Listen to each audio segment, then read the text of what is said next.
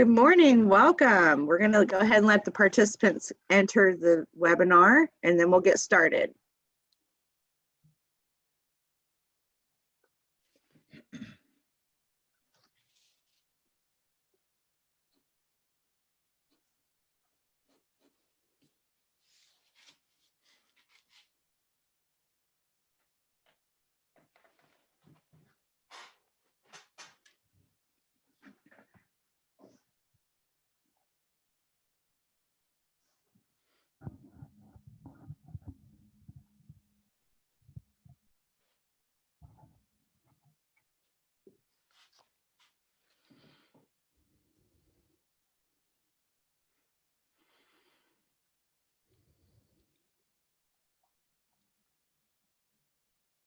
Good morning, everybody, and welcome to Chamber University online training.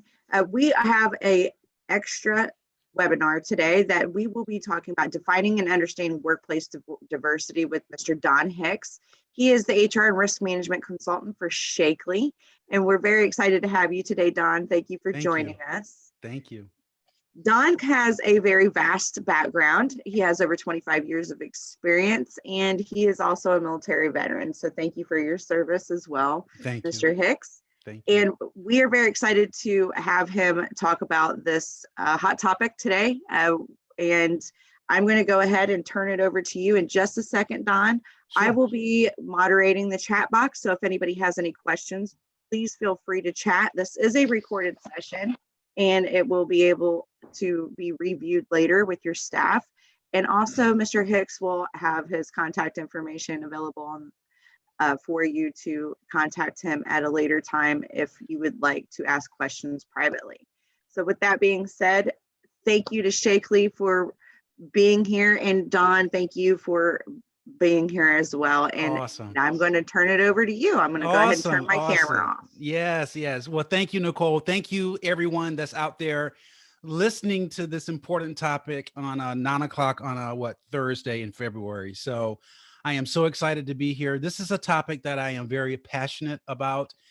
And I've been counseling small businesses and all kinds of businesses for, as Nicole mentioned, for 25 years. So HR and risk management consultant with Shakely.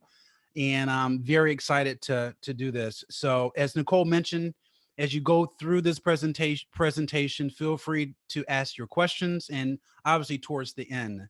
So I'm going to challenge your thinking today, and that's okay. This is a very sensitive but important topic about diversity in the workplace. So keep your mind open, and we're going to have a very thorough discussion in regards to this. So let's start with a story. Everyone loves stories, and this is going to be a story, and there's going to be two morals to this story. So see if you can identify them, okay? So let's start here. In the 17th century, okay, there was a disease known as, and I have a hard time saying this word, so forgive me, Pupil Fever. It was also known as the Black Death of Childbed. And this was the 17th century. And what was happening during this time period was mothers would give birth to their children, and they would die within 48 hours. This is a true story. And it started in Europe, ravaged Europe, and eventually made its way to the United States. Mothers would give birth, and then within 48 hours, they would die. They tried to figure out what was causing this, but you have to remember, during this period, we're talking about the 17th century, it was a period of the Renaissance. It was the period of data and science and empirical data. So doctors trying to figure out what was happening, they would do autopsies in the morning and deliver babies in the afternoon, okay? And this lasted for almost a century. Some hospitals reported up to 70% mortality with this fever, with this Black Death of Childbed. But a doctor came around, and you may know this name.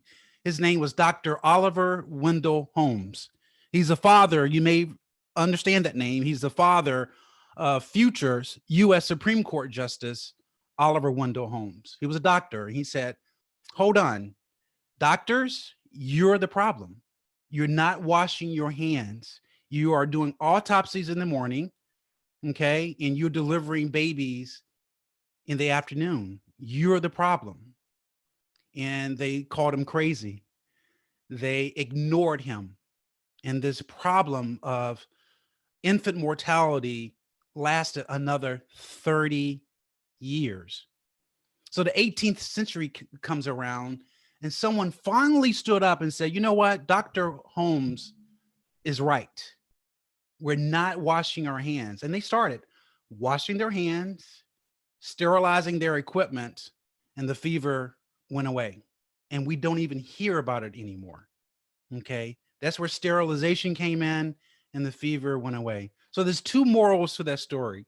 One, just because you do certain things a certain way for so long doesn't necessarily always make it right. And the second moral, in my view of the story, is don't you be the problem. Okay. So let's talk about diversity. And we're going to define diversity today. We're going to talk about why diversity is even important in the workplace. We're going to talk about ways we are diverse, talk about some examples of discrimination, some legal protections, best practices that you can take away from this training, and then obviously the question and answer period. So let's get started. Let's talk about how we are diverse. So as you think about this, think about in your mind right now how you define diversity. How do you define diversity? Think about it. And here is my definition. Diversity is the difference in racial and ethnic. Racial is the physical characteristics of someone, okay, skin color. Ethnic is heritage, but it expands upon that. It is the socioeconomic makeup of someone. It is the geographical and academic professional backgrounds, which we're going to talk about today. It is someone that have different opinions, the backgrounds that they came from, their religious beliefs or non-religious beliefs, their political views, their sexual orientation, their heritage, as we just talked about, and their life experiences. All of this encompasses diversity and makes us unique. It makes us different perspectives, different viewpoints when we define diversity. And we're going to touch on each one of these as we go through this presentation. The reason I wanted to define it is because a lot of times I think we think of diversity as skin color or gender, but is much, much more deeper than that. So why is this even important in the workplace? Well, it is to bring mutual respect amongst employees.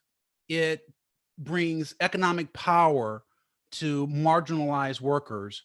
And marginalized workers means someone that may not have opportunity for promotions otherwise. They may not have opportunity for bonuses or commissions or rewards because they are isolated or they are marginalized.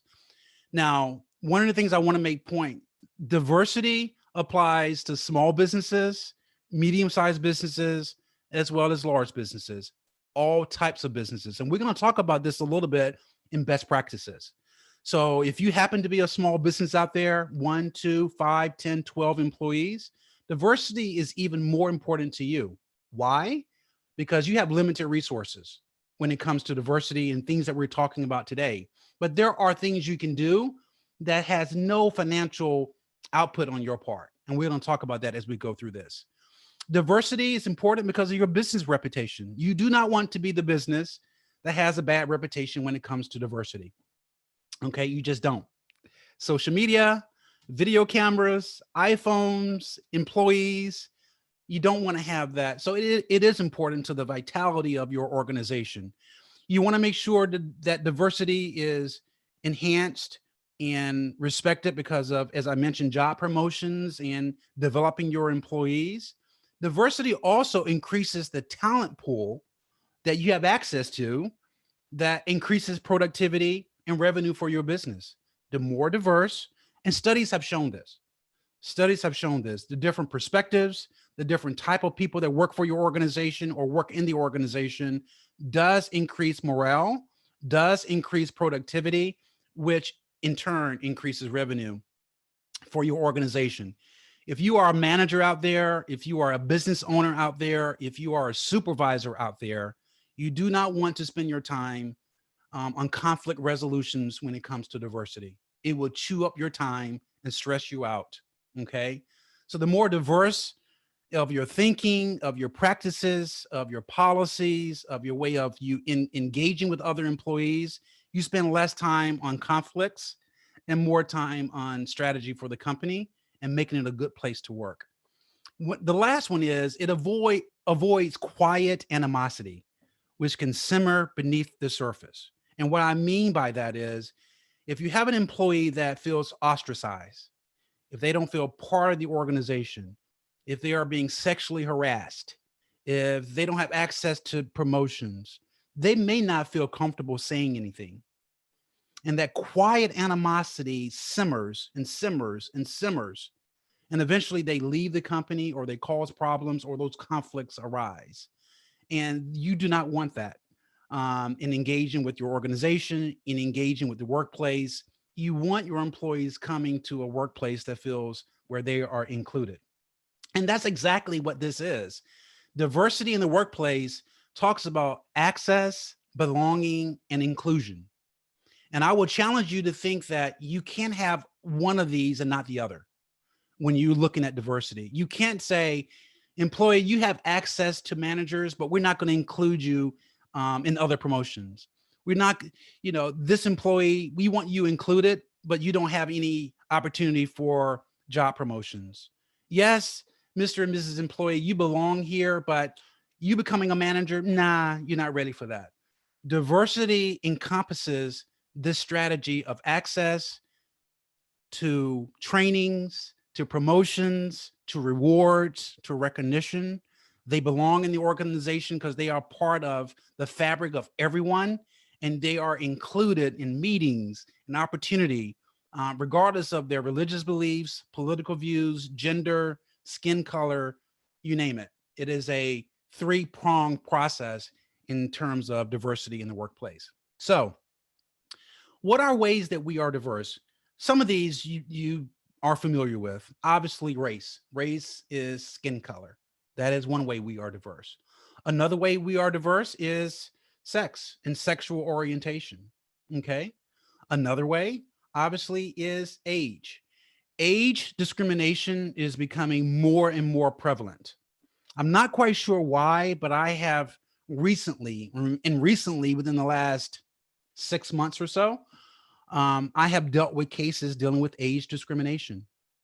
And there is a dynamic going on. There is a shift, a platonic shift in the organization where we are getting older. Okay. We are living longer. People are working longer. And then you have an influx of millennials in a younger workforce. And there's this clash. There's this clash that's happening. So you want to make sure you're not discriminating of someone of a certain age over a younger population or vice versa. You want to make sure you pay attention to your policies and procedures and how you treat people. People of a certain age, they bring a ton of experience, regardless of their age, that you can tap into those resources. And we are seeing organizations, particularly in the last 3 years, hire older workers just for that, their experience, even on a part-time basis. We are becoming sort of a GIG economy where companies are hiring part-time workers and bringing in that talent and that experience to fulfill some of those job responsibilities. So pay attention to your age discrimination. Another way in doing research for this was unique to me, and I really had to study this and understand it. But as discrimination or non-discrimination or diversity in regards to education, you could have an organization where a certain population of your employees have a formal education, and meaning bachelor's degree, master's degree, and so forth, and someone that may not, but they have a skill, a trade, an important skill. They are a CNC operator or they're a welder or whatever. They may not have a formal college education, and that's okay. That's okay. But sometimes in an organization, those dynamics, because they may not have a formal education or they may not be a welder or whatever the case may be, can bring some animosity and some favoritism and so forth. You want to pay attention to that. Are you only promoting people with a formal education? Or are you only promoting people with a certain trade and forgetting about the others? And sometimes unintentionally. And that can create animosity and discrimination because of someone's formal education or lack of formal education. So everyone brings a certain skill and experience that is absolutely valuable to your organization and to the workplace. Another one, this is important. This is important. It is the physical appearance of someone, making an incorrect assumption because of how someone looks. Is someone in the workplace or a candidate for a job, do they have tattoos?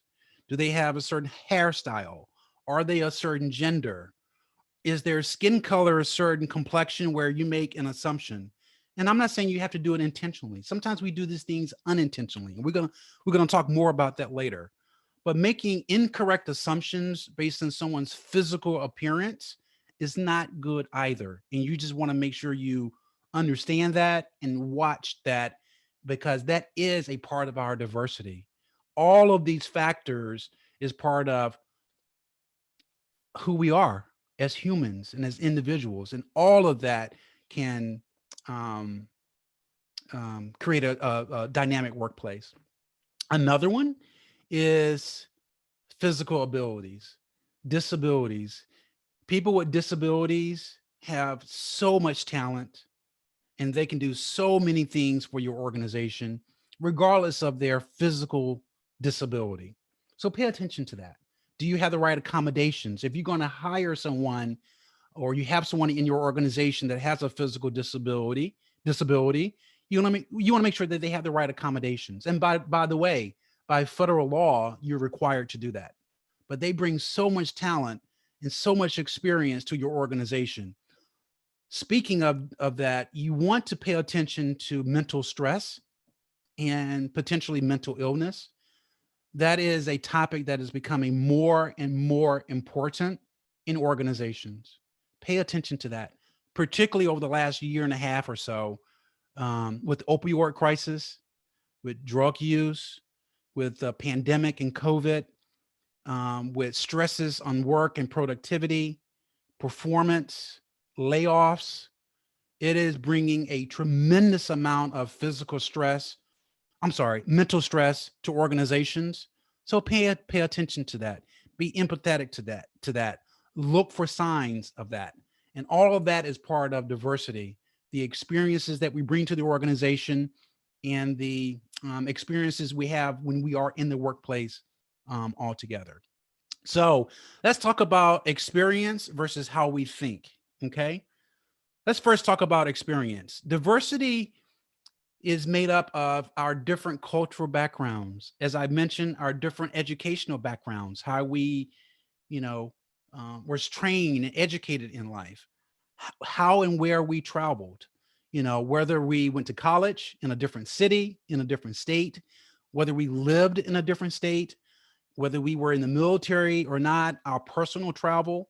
I was in the Marine Corps and I had the pleasure of living in Japan for a year.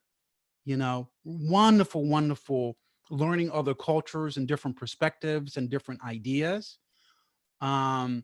I have family that lives in Hungary, in Europe. I have family that lives in Croatia. I have family that lives in Slovenia. I have family that lives in Austria, and I have visited extensively those areas. So all of those experiences, those life experiences, brings new and different perspectives to your workplace, new ideas, new ways of doing things, new ways of looking at things with your managers and with the owners and so forth. All of that experience, where you travel, where you grew up, brings diversity.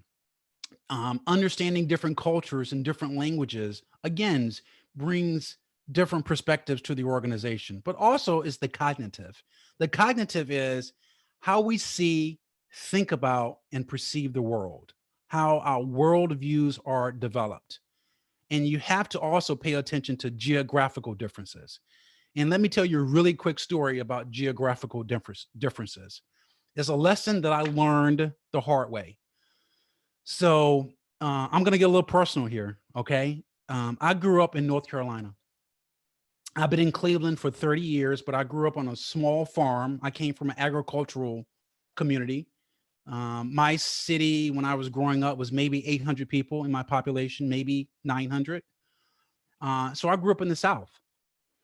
Um, and in the South, whether you are age 18 or whether you are age 80, it is customary to call someone ma'am.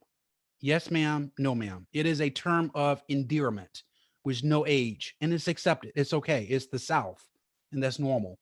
Well, when I first came to Cleveland 30 years ago, I do remember walking into, I had an appointment in an office building, and I had a person beside me, a guy. So I walked up to the receptionist, and she was very nice, and she was probably in her mid 20s. So she asked me a question. I had just got to Cleveland and learning the different ways of Cleveland. And she asked me a question, and I said, yes, ma'am.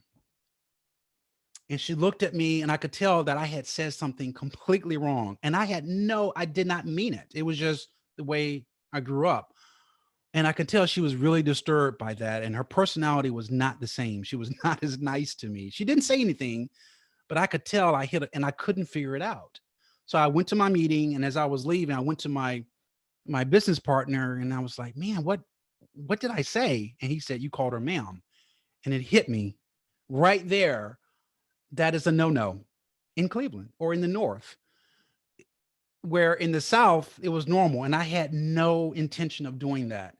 So what I'm getting at is when you're talking about diversity, it's good to understand geographical differences, how some people do things in the South, how some people do things in the North, how some people do things in the Midwest, how some people do things in the Southwest or the West or the Pacific Northwest, depending on who you are engaging with, who you are managing, who you are hiring. Understand their background, because there are some geographical differences, and it's good to sort of know those terms and be just aware of some of that. Okay, history. Who influences history? Think about that for a couple of seconds. Who influences diversity? It's a few ways. Parents. Now, I want to be very careful here. I'm going to tell you a quick story about who influences diversity. And I do not want to come across as I'm telling anyone how to raise their kids. That is not the point. But diversity is influenced by our parents. So let me give you a scenario. Okay. So is you and you're with your 5-year-old as an example. You're you're getting ready to get in an elevator. You're in an office building. You hit the button, doors open, you and your 5-year-old get onto the elevator. And right before the doors close, someone else comes into the elevator that is of a different skin color. You hit the floor that you're going on and you go to floor 2. You go to floor 3. You go to floor 4. And your 5-year-old says, why is their skin color different? And as you, your 5-year-old, and a stranger with a different skin color, do you go shh? Or do you, at some point when it's appropriate, do you explain diversity to that kid? And I think a lot of times we as humans, we say shh and not explain. And I have here, you'll see can of dented food. Let me explain. Here's a story, true story. And the reason I know this holds because we are human beings is I remember when I was maybe 6 years old, I used to go and do grocery shopping with my mom. So I love fruit, peaches, canned peaches, and vegetables, and I would put them in the cart. Well, I distinctly remember one time I reached for a can, I think it was of peaches, but the can was dented. It was dented. And my mom says, we can't eat dented food in a can. And that's all she said. She didn't explain it to me. And for 45 years, whenever I go to a grocery store, I don't buy a can that's dented. Now, in preparing for this presentation, I did some research and I said, is a dented can of food dangerous? And the answer is no. Answer is no, unless it has a seam in it or is cracked. Sometimes bacteria can get in there. But for 45 years, my mom never, she didn't mean it, but she never explained to me. And I kept that myth for all these years that don't buy a dented can of food. It can hurt you, but that's not necessarily true. So my point in that story is, when you get an opportunity, if you see it appropriate, and there's an opportunity to explain diversity and our differences as human beings to children, do so, because it does influence them. Teachers and coaches influence our diversity. People that we hang out with, news media, social media, all influences our diversity and our worldviews and our viewpoints. By the way, algorithms, please watch this. And what I mean by that is, when you do a Google search, Google is designed with algorithms. And when you do a search, Google will look at your history in a flash of a second and bring back the results on the internet that it thinks that you want to see. Not necessarily what's right for you, but it will use an algorithm and bring back the results that it thinks that you want to see. So when you're doing research, you're learning about diversity, you maybe want to get better at diversity, and you're doing internet searches, just be careful. Use credible sources when you're forming your opinions, or you're taking actions within your organization, or you are engaging the employees.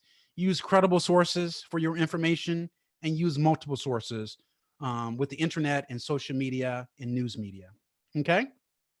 The importance of really critically thinking about how we are diverse and why diversity is important. What is silent diversity? What does that mean? To me, this is the more dangerous when it comes to diversity, particularly in the workplace, because silent diversity are those unconscious biases, those hidden tendencies that we have, our personal habits, treating others differently, sometimes unintentionally, sometimes unfortunately is intentionally, but treating others differently, making certain decisions about who you are going to promote, how you're going to compensate them, how are you going to recognize them, how do you discipline them? Do you discipline one employee differently than you do another? Do you find yourself disciplining employees that don't have a formal education and promoting the ones that do? Your hiring practices, what goes into your hiring practices? Now, we are not talking quotas. Okay, that's not what we're talking about. We're not saying you need to have this X number of employees and that. It's just paying attention to diversity and being empathetic and treating others fairly. Okay, looking the other way for fear of retaliation. Thinking that, in my view, misplaced thinking that you don't talk about diversity in the workplace. This is not the place for it. And I would argue that that's exactly the place. Why? Because all you need to do is look at the data. We spend more time with our colleagues at work than we do with our families. The workplace by far is who we spend the most time with, by far. So diversity in the workplace determines what we do in our communities and just how we treat one another. So being cognizant of that, being aware of that. And when you see something, say something. Silence isn't an option, in my view, when it comes to diversity. And when you see something wrong going on, say something, and don't be afraid of retaliation, which we're going to talk about that here in a little bit. Okay. Examples of discrimination. What are some examples? We talked about this a little bit, is unequal opportunity in employment decisions. Is your hiring decisions, is who you terminate, is who you promote. It is who you have make access to trainings and apprenticeships.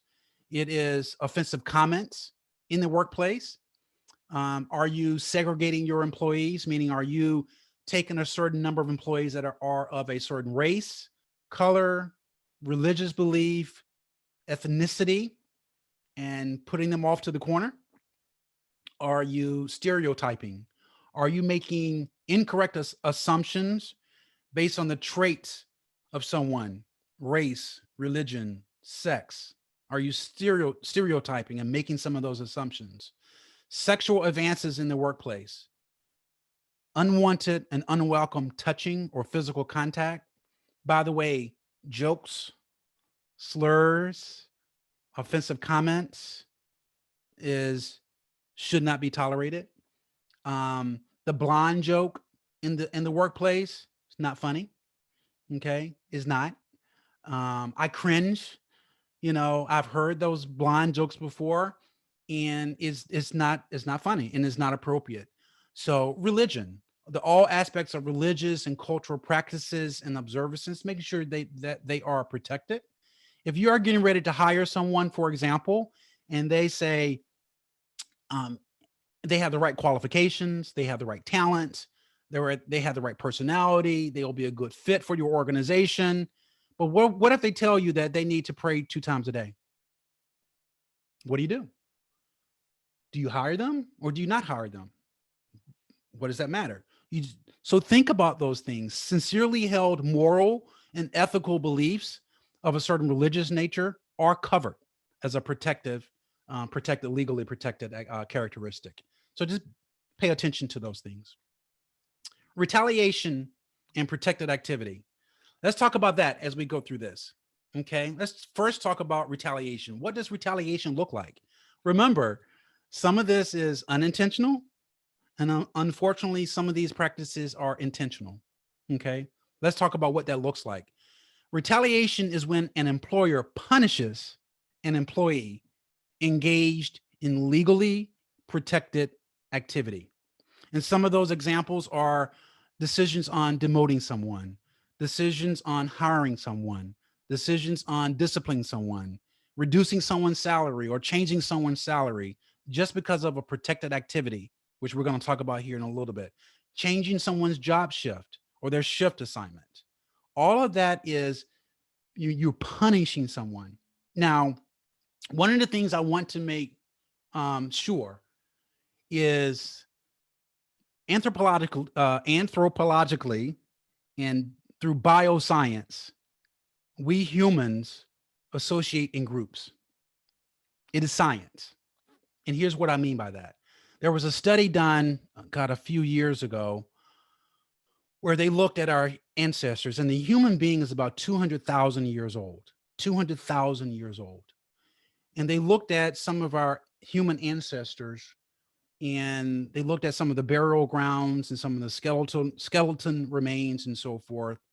And what they found was humans associated in groups. And they did that for survival.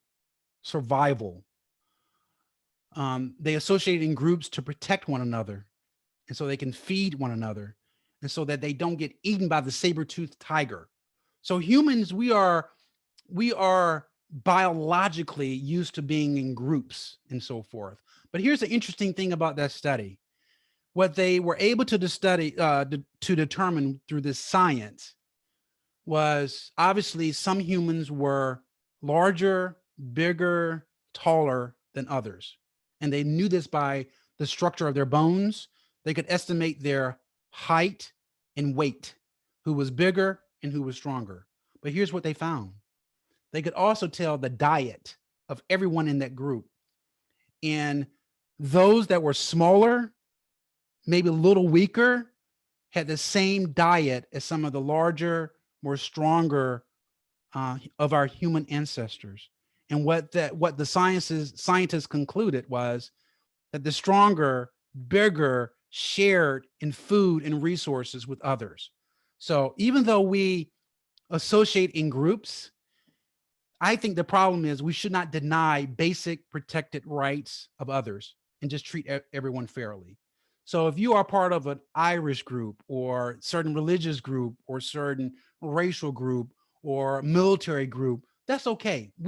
That's how we survive in similar interest. But the problem is if that group is formed to deny someone else gender and otherwise, that's where the problem comes in at. Protected activity. What is protected activity? Making a complaint to management, okay? Making a report of sexual harassment. If someone files a formal complaint, these are legally protected activities within the workplace. Opposing discrimination. So if you have an employee, owners out there, if you have an employee that opposes discrimination, supporting someone that files a sexual harassment case, that is protected activity. You cannot retaliate against that employee legally, okay? Providing information as part of a legally protected investigation, requesting accommodations for a disability. So if you have a colleague that has a physical disability and you're requesting a ramp for them or some type of appropriate accommodation for them, that is legally protected activity when it comes to discrimination and diversity. And intervening to protect others. Remember what we said, silence is not an option, right? If you see something, say something. Now, owners out there, managers and supervisors out there, owners, you are responsible for the actions of your managers and your supervisors. Okay? So you want to make sure that your managers and supervisors are trained in diversity and treating everyone fairly in the legal requirements. If you have a discrimination issue at your workplace and you are the owner, you can't say, I didn't know about it and someone else did it. Don't look at me. You can't do that. As an owner, you are responsible for the actions. And this is the biggest challenge one of the biggest challenges I see in diversity and discrimination in the workplace is where managers and supervisors aren't properly and consistently and continuously trained in interviewing skills, in building teams, how to handle conflict, how to watch diversity, how all of these issues that we're talking about, managers and supervisors aren't trained. They're very skilled at their job. Their technical ability, perfect. The other employee engagement part, I see a lot of organizations really, really lacking. So owners, if you want to protect yourself from diversity, make sure your managers and supervisors, those representing and leading others and leading teams are properly trained in these areas. Okay, what are some of those legal protections? ADA, the American with Disabilities Act. That's a federal law that protects physical disabilities. The Rehabilitation Act of 1973. That really is for federal government employees in the workplace. So the reason I mention it here is if you do bidding on federal government contracts or do federal work, you want to make sure, by far, make sure your diversity and all of that is buttoned up and there's no issues there. GINA, Genetic Information Non-Discrimination Act. This was the act that passed Congress and signed into law in 2008, I believe, and became effective November of 2009. And what this federal law covers is genetic information and employers making employment decisions based on genetic information and family medical history. This is becoming more and more prominent now because of the pandemic. So when you are quarantining because someone is sick and you're asking for them to prove that they had COVID or give a doctor's note or whatever you are asking your employees, you want to make sure that it doesn't include family medical genetic issues or information. Information, because you could be a violation of GINA. This law was sort of silent until the pandemic, and it has exploded now because of that. So you just want to make sure that genetic information is protected, and you're not, as an employer or as in the workplace, that you're not making decisions based on some of this genetic information. Equal Pay Act. Equal Pay Act was a law signed by John F. Kennedy in 1963, which equal pay regardless of gender. Equal pay regardless of gender. Now, Congress and the administration is looking to expand equal pay for equal work. Equal pay for equal work is what's being debated and discussed right now. So, one of the topics is, if someone is doing a more dangerous job, shouldn't they get more pay regardless of gender? That is what's being debated. But it's equal pay for equal work. And then EEOC, Equal Employment Opportunity Commission, it is the arbitration arm of the federal government when a discrimination case is filed against the workplace. They do a thorough investigation, and then they make a determination whether this can continue on with a legal court action. You do not want to deal with the EEOC. You just don't. It is a nightmare, and it will chew up resources, finances, time, hiring an attorney. When you get that claim, it is a nightmare, and they are very aggressive. You will have attorneys serving you papers and coming after you if there are intentional discriminatory acts. So you attending this training just says a lot about you, because I'm going to assume that this topic is very important to you. So just wanted to make sure that you knew your legal protections and some of the laws that are out there. So what are some of the best practices? What does that look like? Obviously, respect the differences and require employees to do likewise. That's it. Respect differences and require employees to do likewise. Encourage all employees. The key word there is all employees to be successful and thrive within your organization. See employees as individuals versus some of those misplaced characteristics that we talked about. Look at them as individuals versus being part of a certain group or religion or skin color, and making some of those, as we talked about, incorrect assumptions. Encourage diversity, diverse perspective, ideas, work in teams that encourages diversity amongst coworkers. Treat everyone fairly in your hiring. I keep saying it, but it's important. We're talking diversity in the workplace. Treat everyone fairly, regardless of some of those other things, where they grew up, skin color, religious belief, non-religious belief, sexual orientation, all of that. Treat everyone fairly. Make sure your hiring practices, your HR policies are updated, acknowledged, communicated. And diversity is a year-round thing. It's not a one-time event, meaning it's not just this type of training and then you're done. It is a very, very sensitive topic, and it requires owners, managers, supervisors, employees to have continuous training and open discussions around diversity, maybe once a quarter, 4 times a year, 3 or 4 times a year. So I would encourage you not to just have one training and you're done, because these are really, really sensitive topics that some organizations have to deal with, and they want to deal with them, and they should be dealing with them. Okay. We talked about the next one is ensuring your managers and supervisors have the proper trainings. We talked about that. Approach sensitive topics in a general way. Be very careful in regards to have some of these conversations about diversity amongst your organization, but make sure you are empathetic, that you are understanding, that you're open to diverse, that your employees know that you are committed to diversity, and learn and use acceptable terms. Okay. Remember my yes, ma'am, no, ma'am example. So use those acceptable terms. So, all right, here's a test though. There's always a however, right? It's always a however, but here are some tests, something for you to think about. I'm going to challenge your thinking right now.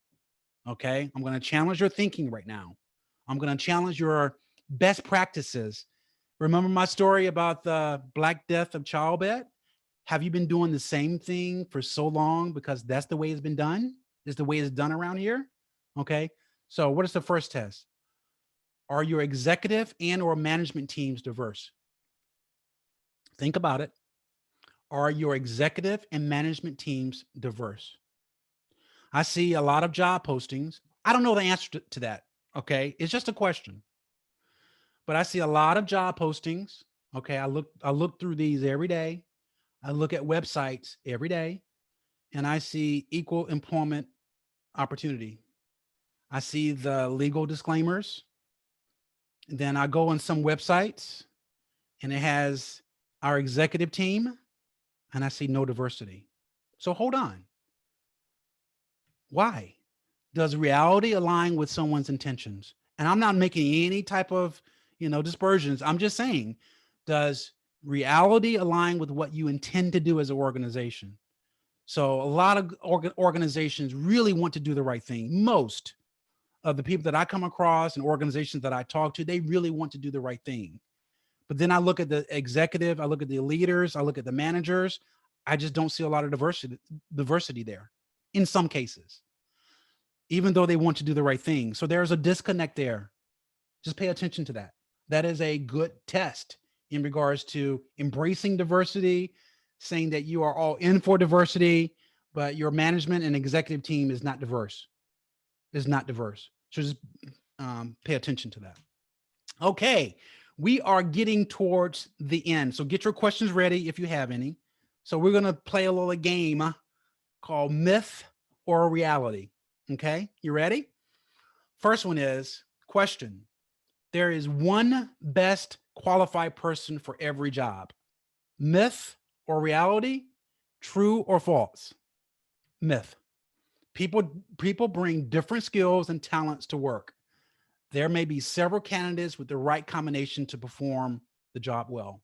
It is not just one best qualified person, meaning this person of this skin color is the best qualified, or religion or gender or whatever the case may be. Let's try another one. People of the same demographic group naturally get along better rather than working with other groups. People of the same demographic group naturally get along better rather than working with other groups. True, false, myth, or reality? I hope you said myth. Just because people are of the same demographic group does not necessarily mean they relate to another any better. Diversity exists amongst, regardless of skin color, gender, age, etc. Okay. One more. Let's try one more. Diversity programs only benefit minorities. Diversity programs only benefit minorities. And myth, false. Effective diversity programs includes all races. Inclusion. That's the key word. The key word is inclusion, and is designed to treat everyone fairly. It is not just for one group or another. It is just not for one gender or another. It is not for just minorities. It is everyone is included. Everyone is part of the program. Everyone belongs. Is an effective diversity program. All right. That is my contact information. If you want to reach out to me, if you have any questions, feel free to call me. There's no cost. There's no obligation. I'd be happy to talk with you. I'll be happy to give you some of my ideas. That is my contact information there. I know Nicole has it. We are so thankful to Nicole and to the Lima Chamber for their partnership. It's been a long partnership, I think 30 years or so, and we could not be more happier and pleased with the partnership. So I hope and trust that you got something out of this presentation. It was designed to give you some information, but to really challenge your thinking too. So feel free to share it with others, have these discussions at your work, get engaged in this process, just pay attention to some of these things.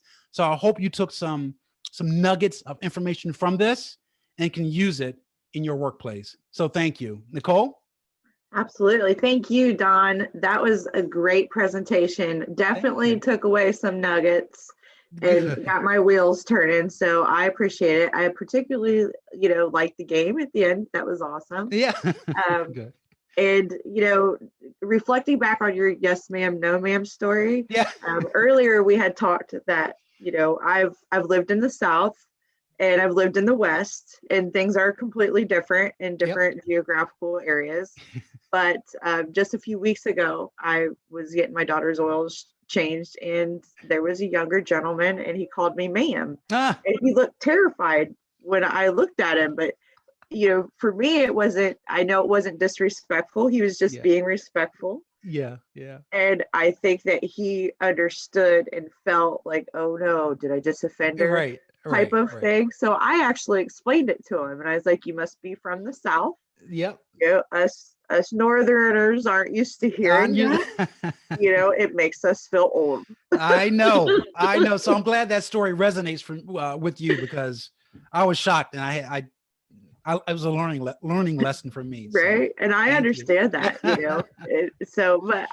wonderful presentation. Thank you for all your intellect. As you've said, this is a very sensitive subject, and we're Yeah. very privileged to be able to have your intellect and Shakely's partnership to be able to offer this to the business community. Good. This is a recorded session, so people can access this at any time. I would encourage sitting down with your team in a team meeting and reviewing this information. And by all means, you do have Don's contact information, and you can reach out to him with any questions that you may have. And I don't see any questions in the chat box, which Okay. I'm not surprised, because as you said, it is a sensitive subject, and I understand that I people understand. may not want to I send this understand. out as a public understand. discussion. So by all means, if you've lost Don's contact information in the future, you can feel free to reach out to us, and we can provide it to you as well. But thank you once again, Don, for being Thank here you. today. It's a pleasure meeting you and You too. discussing diversity and inclusion. And I hope you have a wonderful weekend. Very good. You too. Thank you, everyone. Appreciate it. Thank you. Bye-bye.